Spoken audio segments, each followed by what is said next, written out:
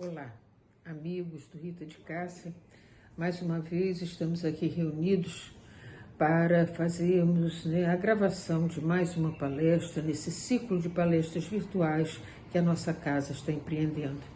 Então vamos unidos em pensamento, elevando o nosso pensamento, buscando Jesus na nossa tela mental e a Ele vamos nos dirigindo, Mestre querido.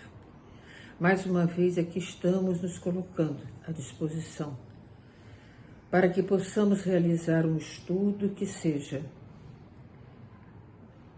próximo do entendimento correto daquilo que a espiritualidade trouxe a Allan Kardec. Que possamos, na certeza da tua proteção, da proteção da equipe espiritual de nossa casa, em teu nome, Senhor, em nome de Deus, iniciarmos então o nosso estudo, com muita paz em nosso coração. O nosso estudo de hoje, ele está no Livro dos Espíritos, na segunda parte, capítulo 7, que é um capítulo que vai nos falar da volta do espírito ao mundo corporal. E o nosso item, o item que nos cabe hoje para reflexão, é o item que fala da união da alma e do corpo. Eu gosto de pensar que é um momento mágico, é um momento lindo, ao mesmo tempo que é um momento lindo, é um momento extremamente angustiante muitas vezes para o espírito, diante de mais um momento reencarnatório com tantas expectativas. Por isso que a gente gosta de pensar, muito mais do que simplesmente neste momento, o que ocasiona, o que é que vem antes, mais próximo desse momento em que o espírito se liga ao corpo. E gostamos de pensar muito no que seja um ciclo reencarnatório. E penso que esse ciclo, tenho refletido sobre esse ciclo, a partir não do momento do retorno do espírito, mas do momento em que nós deixamos o mundo corporal. Naquele momento em que o corpo, já não podendo dar conta da sua vida, ele promove então o desencarne do espírito. E nesse desencarne, existe, vamos dizer assim, o que a gente diz de um momento de avaliação. Lógico, vamos pensar, que nós estamos falando de espíritos que já têm uma condição de maturidade, de um momento de reflexões, de consciência, que o leva então a buscar fazer uma avaliação daquilo que foi vivido anteriormente na sua encarnação. Kardec pergunta isso e os espíritos dizem: nem todos pensam em suas reencarnações. E é lógico que este momento, então, ele é propiciado àquele espírito que já tem essa condição de refletir, de pensar, de buscar avaliar aquilo que foi vivido enquanto ligado ao corpo material dentro da estrutura que ele reencarnou. Dentro dessa avaliação, ele avalia erros, acertos, coisas boas, equívocos, luzes e sombras que a gente ainda traz, não trabalhadas na nossa individualidade. E essa avaliação, ela ocorre de nós para conosco mesmo. Nós sempre pensávamos, sempre tinha aquela ideia desse tribunal exterior e que a doutrina vem trazer para nós com tanta clareza, que é a nossa consciência que vai então avaliar tudo aquilo que nós podemos vivenciar enquanto no mundo material ligados a um corpo físico, a uma família, a uma estrutura, a uma sociedade, a um país. Todas essas circunstâncias. Então, essa avaliação, ela vai passar por nós, individualmente, conosco mesmo, por nós dentro da estrutura familiar e social que nós vivemos e da nossa relação com Deus. E a partir daí, podemos já entender, quem já tem, logicamente, uma maturidade espiritual, que muita coisa precisa ser ainda revista, trabalhada, reestruturada no nosso mundo íntimo. E aí fica aquela ideia, preciso reencarnar. E esse tempo, né, desde esse momento do desencarne até esse momento mágico da união da alma do corpo, é um tempo extremamente variável para cada um de nós, porque vai depender sempre daquilo que é a necessidade nossa, as possibilidades que nós trazemos. Isso que vai basicamente determinar ao livre-arbítrio, a minha vontade de querer empreender uma nova vida. Tudo isso vai ter campo para ir determinando o tempo em que nós estaremos na erraticidade. E esse tempo pode ser, neste momento evolutivo, extremamente rico, em que podemos fazer planos, estabelecer resoluções, trabalhar em circunstâncias, em setores, em grupos que possam nos auxiliar no nosso retorno para realizarmos aquilo que seja a nossa necessidade. Tudo isso envolve, né, as nossas relações com aqueles espíritos que caminharam na nossa frente, com o grupo que conosco caminha há várias encarnações, estabelecendo então para nós todo um programa, certo? Reencarnatório, que nós gostamos muito de pensar que sejam as escolhas que a gente faz do cenário, da família, né? O cenário no sentido em que país, que circunstâncias, que família, que grupo eu vou estar vinculada, cultural, social, e uma série de outras questões que vão influenciar, então, no desenrolar das consequências, das posturas da nossa vida, daquilo que a vida vai apresentando, de acordo com aquilo que é a necessidade de cada um de nós. Diante disso, surge um momento em que a gente tem que voltar, que é este o momento, né, da união da alma com o corpo. E Kardec faz essa pergunta: em que momento se dá isso? Em que momento o espírito tem a possibilidade de, então, mergulhar? E eu digo mesmo que é um mergulho na matéria. E ele diz que começa, interessante que a palavra começa na concepção, mas só se completa por ocasião do nascimento. Desde o instante da concepção, o espírito designado para habitar o corpo, este corpo, a este se liga por um laço fluídico. E é bonito que ele diz que cada vez mais se vai apertando até o instante em que a criança vê a luz. E aí ele coloca uma coisa bonita, né? O grito do recém-nascido anuncia que ela conta entre o mundo dos vivos, ou seja, dos encarnados e dos servos de Deus, né? Porque vivos e servos de Deus, nós já queremos ser, já entendemos que estamos nessa condição. Então, no mundo dos encarnados. E é muito bonito, é interessante, porque a gente observa, né, que quando estamos para dar à luz, quando a mulher está consciente, a expectativa desse choro, né, que é uma expectativa, porque é aquilo que vai nos dizer: chegou. Está aqui. Aquele corpo está habitado por um espírito. Aquele corpo está acolhendo aquela alma que estará como meu filho nessa encarnação. É muito bonito isso, né? É o choro, ele diz o grito, mas é o choro. E a ciência diz que a criança chora porque dói, né? A expansão do seu pulmão quando ela aspira o ar, né? Isso é ciência, né? Mas para nós é o momento em que a gente tem certeza que chegou, né?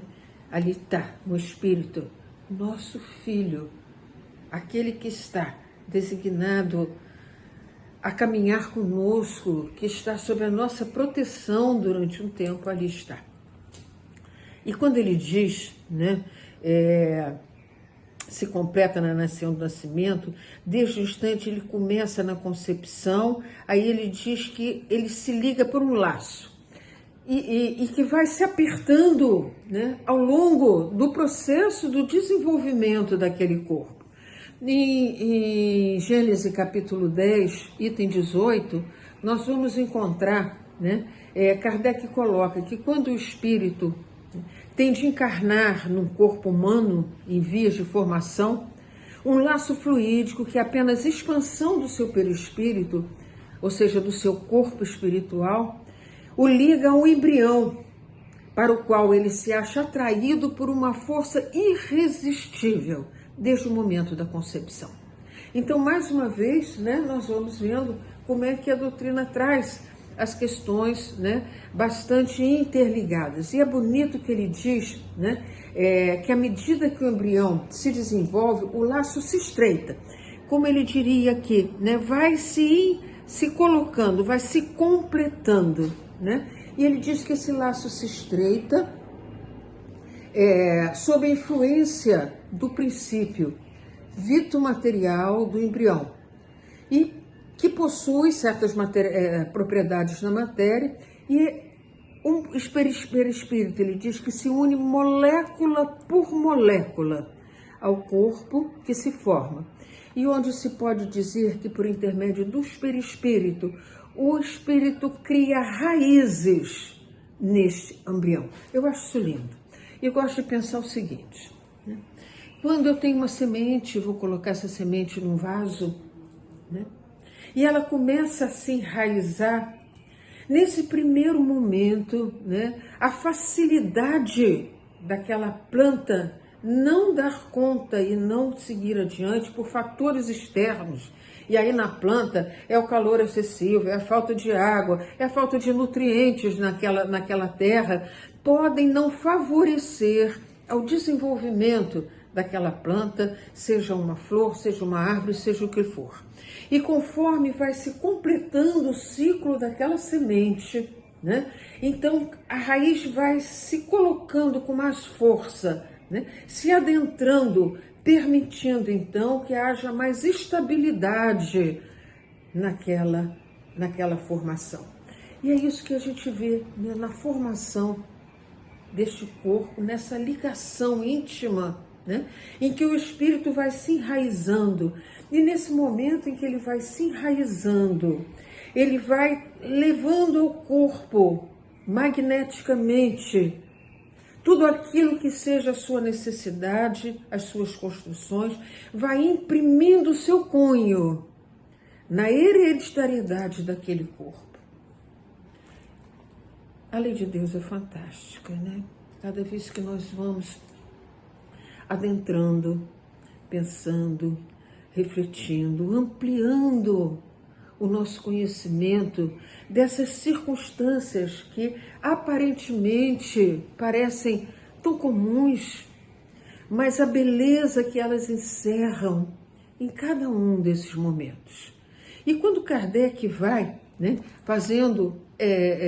desenvolvendo esse capítulo, que é o capítulo da união da alma e do corpo, ele vai nos colocar algumas questões, né? E nós vamos tentar fazer uma relação dessas questões com aquilo que nós, do ponto de vista de reencarnados, de encarnados, né, temos desse momento do retorno do espírito ao mundo corporal. A primeira coisa que ele pergunta: é definitiva? E é interessante que ele diz, né, é definitiva no sentido. Que sentido é esse? Né? No sentido de que nenhum outro espírito, no momento em que ele se liga, nenhum outro espírito pode substituir aquele que se ligou àquele corpo. Né? E ele continua: mas, como os laços que o corpo prende são ainda muito frágeis, que nem a gente fez aquela simples comparação, né, da semente se enraizando na terra, facilmente se rompem e podem romper-se, e aí, né, por vontade do Espírito. E aí isso ocorre, né, muitas vezes, e do nosso ponto de vista isso se estabelece de que maneira? Houve um aborto espontâneo. Algo ocorreu, né, naquela gestação, naquele movimento de formação daquele corpo para abrigar aquela alma, né, que não deu conta. E não houve, então, o desenvolvimento daquele embrião, provocando, então, né, o aborto espontâneo, que, do nosso ponto de vista, né, às vezes extremamente doloroso, né, quando nos momentos atuais em que nós acompanhamos desde cedo o processo gestatório, né, em que nós vamos, né, ao escutar, né, aquele coraçãozinho que bate, e quando muitas vezes ele não bate mais, estabelecendo então a impossibilidade, né, daquele corpo continuar o seu desenvolvimento, isso se estabelece para nós como sendo então um aborto espontâneo, por várias causas, né?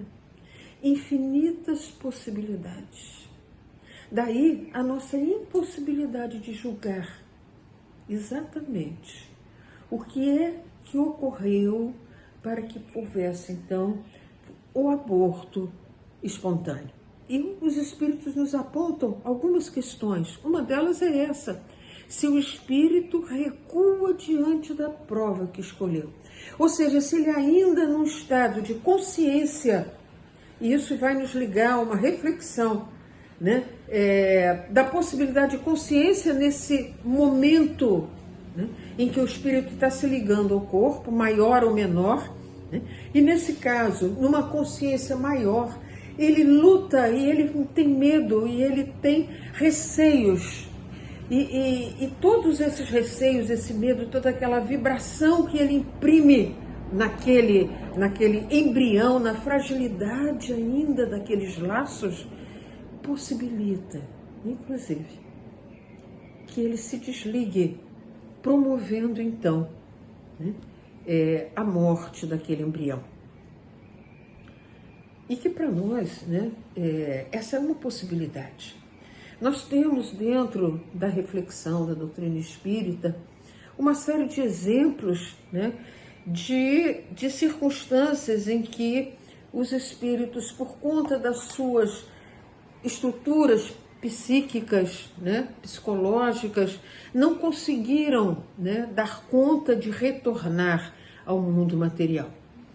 E a isso muitas vezes leva ao rompimento daquele processo. Seria só isso? Não, existem outras várias causas. Às vezes o espírito tem um desejo imenso, mas existe naquela formação, por algum motivo, alguma história, né, ligada àquele grupo familiar, em que a matéria, na sua imperfeição, não consegue dar conta desse processo. E também dentro dessa imperfeição, infinitas são as causas, porque cada um de nós construiu para si próprio um mundo, uma estrutura psicológica e necessidades. E a lei nos permite, então, né, nos traz como consequências, muitas vezes, né, a impossibilidade de gerarmos corpos que possam dar conta do processo reencarnatório. Então, existe quantas e quantas vezes, né, aquela necessidade, aquela vontade, e às vezes até mesmo por uma questão psíquica da própria mãe, pelos medos que traz, né, pela ansiedade enorme que tem em ter um filho, da maternidade, promovem também, podemos promover também a ruptura, né, desse processo gestatório. Então, nesse caso, né, as perguntas que Kardec faz em relação quando isto ocorre, né? O que acontece? Para nós a gente sabe, né? A gente tenta, retenta, para nós que eu digo encarnados, né? A gente tenta, retenta, né? Procura todos os meios de solucionar as questões. E para o espírito que não retornou?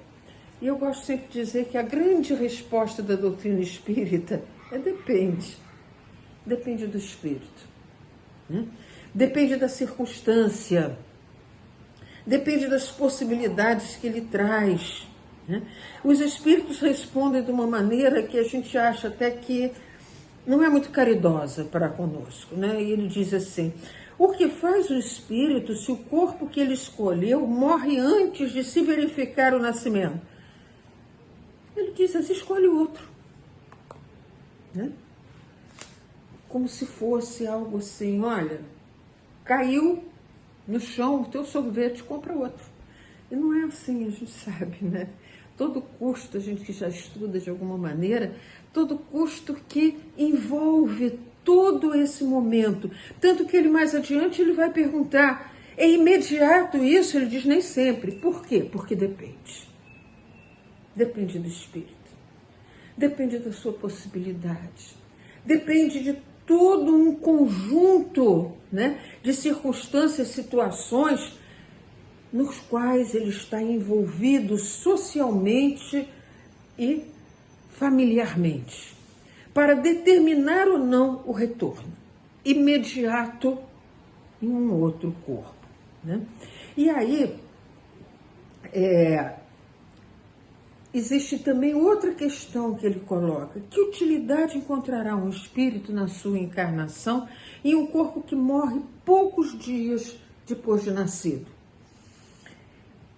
A gente tem, né? Ele diz que o ser ainda não tem consciência, né, desse desencarne, né? Para nós, encarnados, é devastador, né? A perda de um filho, a perda depois de 9 meses, né, de toda uma expectativa. Quando essa expectativa não se realiza, é devastador. É uma dor superlativa, é uma perda que muitas vezes é extremamente difícil de ser vivenciada, né? Mas o que a gente pode pensar num momento desses é que existe uma causa, existe um objetivo, que nem sempre a gente consegue visualizar, entender de imediato qual seja esse objetivo. Praticamente quase nunca, né?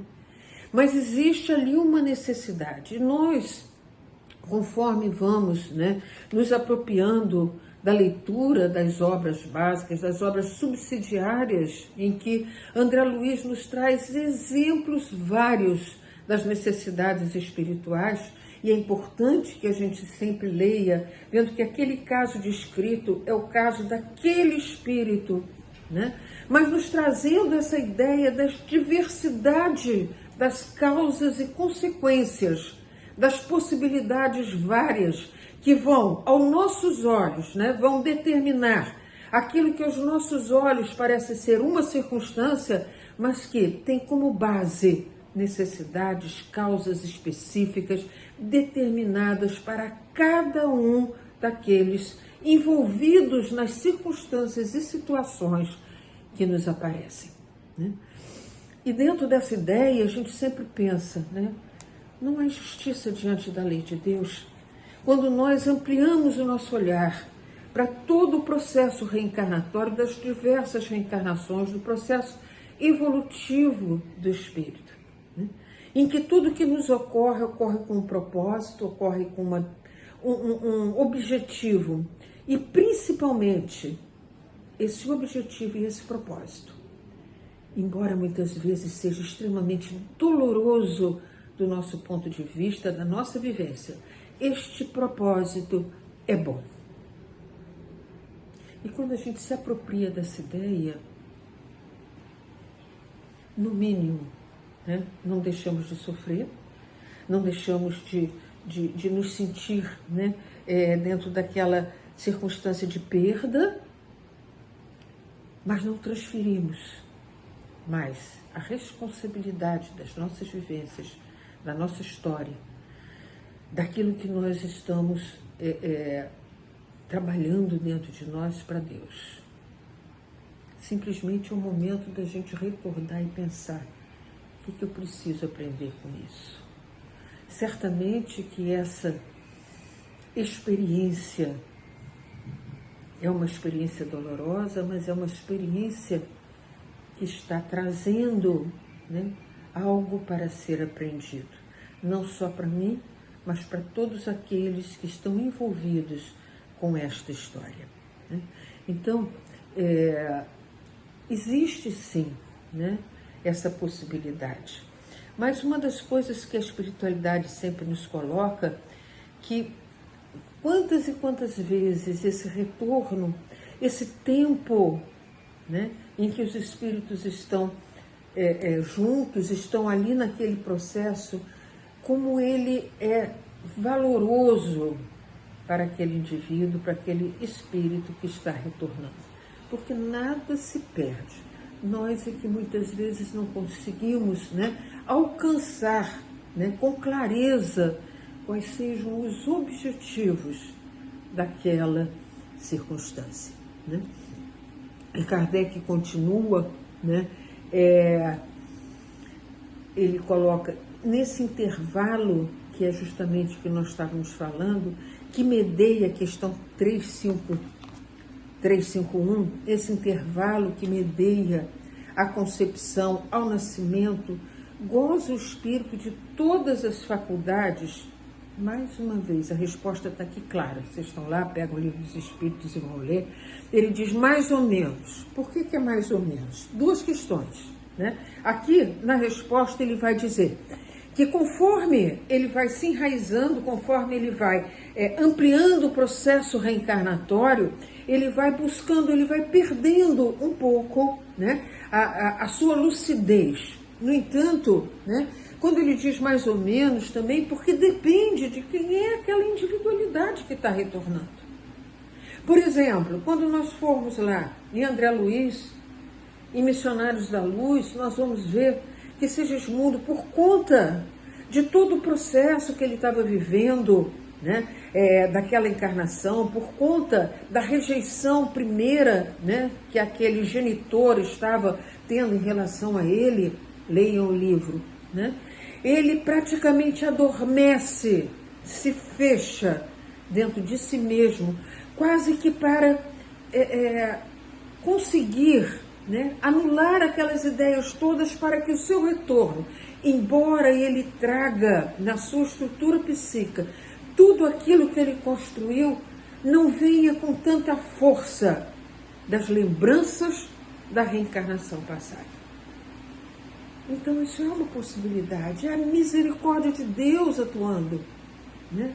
Desse esquecimento, dessa possibilidade, dessa redução perispiritual, para que ali o espírito possa estar dormitando, como Kardec coloca aqui, né? É tão bonito, como ele diz assim, o que é para o espírito? É como se ele vivesse a vida como intrauterina, e como ele vivesse como sonâmbulo, praticamente, né? Ele não tem aquela consciência clara, certo? Ele está ali aguardando, ele está se fechando na sua consciência. Mas isso, eu penso que são aqueles espíritos ainda tão comprometidos com a lei, consigo mesmo, com a história que vai realizar. Os espíritos mais nobres têm muita consciência, a possibilidade de comandar, inclusive, o seu processo reencarnatório. E nem sempre essa consciência se apaga, como se apaga pela necessidade do espírito. Então ele diz que, exatamente dentro dessa questão, a partir do instante, começa o espírito a ser tomado de uma perturbação, né? É como se ele fosse apagando a sua consciência, como se a gente fosse dormitando, né? No esquecimento de algumas questões, para que possamos retornar, então, né, numa plenitude que nos permita vivenciar uma nova história. sem que a história do passado, embora ela esteja extremamente presente, ela influencie com muita força naquilo que nós estamos necessitando no nosso trabalho. E quantas vezes a gente coloca, nós somos muito imaturos, né? Muito. Que a gente coloca, eu gostaria de me lembrar. Nós temos vários casos, né, de individualidades que retornaram com essa lembrança de encarnações passadas muito claras, o quanto elas relataram do seu sofrimento e inadequação daquele momento reencarnatório. Então é bênção, né? Todas essas possibilidades que vão ocorrendo dentro desse momento, desse processo evolutivo, são bênçãos espirituais. É a misericórdia de Deus, porque a justiça de Deus atua sempre, mas atua com misericórdia, uma misericórdia muito acima daquilo que nós possamos entender como misericórdia, né? E ele diz assim, aqui está, achei a questão 354, como se explica a vida intrauterina? Como da planta que vegeta. Existe um crescimento, né? A criança vive a vida animal, o homem tem a vida vegetal, né? O corpo, né? E a vida animal, que pelo seu nascimento ele aí se completa, né, com também a vida espiritual. E Kardec vai, né, uma reflexão que eu acho tão bonita, né, em relação a esse momento, né, do retorno do espírito, muito mais do que nós aqui estamos tratando da união da alma e do corpo, em que Kardec, inclusive, vai fazer outra questão, por exemplo, de aborto espontâneo, é não ter nenhum espírito ligado àquele corpo. Aquele corpo se forma, porque ele traz em si, né, princípio vital, né, o óvulo e o espermatozoide, eles se entranham, ele fecunda, no entanto, ele não tem um espírito que vai direcionar aquela formação. Então, ele aborta a possibilidade da formação daquele corpo. Essas questões, né, que Kardec coloca em relação a quais são os sentimentos que ocorrem, né? Muitas vezes essas situações ocorrem porque, materialmente falando, quando o espermatozoide encontra o óvulo, ele fecunda. E aquilo pode gerar de alguma maneira. E Kardec coloca, é muito interessante, pode chegar ao final de uma gestação, ele diz algumas vezes, mas não vive, né? Nós não sabemos exatamente precisar o que seriam, né, essas algumas vezes, até quando, né, o pensamento materno, a influência materna do seu pensamento, no seu desejo maternal, pode ajudar a formação daquele corpo quando não existe um espírito interligado àquele corpo, né, no comando da formação, imprimindo ali as suas características espirituais. Outras questões que envolvem esse capítulo, né, vem justamente falar por que essas coisas ocorrem, né? É prova para quem? Eu penso que é prova para todo mundo, né? É prova, é dor, né? É expiação. Muitas vezes, expiação naquele sentido não daquela dor, é do reequilíbrio, da necessidade de reequilíbrio. E esse reequilíbrio, né, às vezes o espírito, é só um momento do espírito? Não, muitas vezes é do encarnado, que precisa passar por algumas circunstâncias e situações para reestruturar, reequilibrar-se, né, diante de uma dor que promove pensamentos, estruturas, posturas várias, que vão nos dando então a possibilidade da maturação dos nossos sentimentos. É prova para o espírito? Pode ser. Para os pais? Pode ser. Para os dois? Pode ser. né?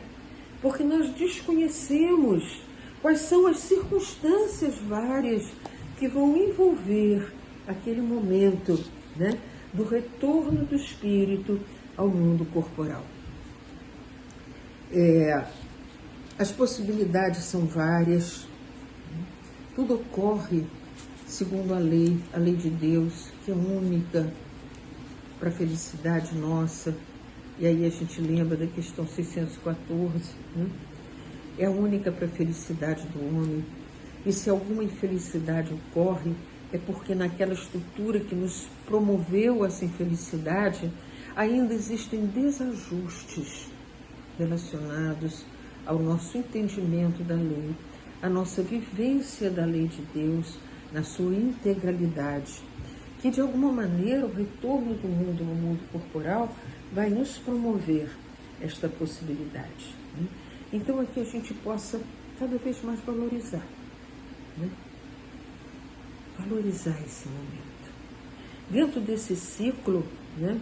Esse ciclo reencarnatório, ele se estabelece na ligação. Todo esse momento, né, que é o momento do espírito na vida intratorina, né, se preparando ainda mais uma vez para retornar ao mundo, e o ciclo nosso, né, aquele que nós conhecemos, do nascimento, da infância, juventude, maturidade, decrepitude e retorno ao mundo corporal. Recomeçando a avaliação, os planos, a vontade, o retorno e o volta. Quantas vezes serão necessárias? Quantas vezes nós necessitarmos de nos reajustarmos com a lei de Deus? Qual é o tempo? Absolutamente determinado pela necessidade de cada um de nós. Todos esses estudos, né, nos levam a uma reflexão, para mim, muito importante, da valorização desse momento encarnatório, né? Porque pensando nessa etapa, o retorno ao mundo corporal e o retorno, é sempre o retorno, é uma chegada e um retorno, uma chegada e um retorno. E o nosso retorno ao mundo espiritual, nenhum dos dois ainda é fácil para individualidades como nós, né? Como é que eu diria, medianamente evoluídos, tanto retornar quanto partir daqui, retornar a cá e partir daqui, são momentos nem sempre possíveis de serem realizados com facilidade por nós. Cada um deles imprime sentimentos variados a cada um de nós. Mas eu penso, e é isso mesmo, que estou trazendo para vocês na minha reflexão. Eu penso que retornar ao mundo corporal é muito mais difícil do que retornar ao mundo espiritual, quando, né, nós temos uma consciência já desperta daquilo que possa vir a representar para nós a reencarnação, esse momento evolutivo, o quanto nós podemos nos liberar ou nos comprometer, dependendo de como nós vamos vivenciá-la, né? Então a doutrina espírita nos ajuda muito a isso, que nós possamos, já terminando essa nossa reflexão, possamos valorizar muito a nossa encarnação e valorizar muito o retorno daqueles que vêm nos encontrar aqui, seja como filhos, como netos, né, como parentes, vibrando por cada espírito que retorna, para que ele possa caminhar nas diretrizes da lei de Deus. Que Jesus nos abandone, nos envolva nos proteja, nos abençoe, para que possamos dar conta da nossa encarnação e que possamos sair daqui melhores de que quando nós retornamos. Graças a Deus.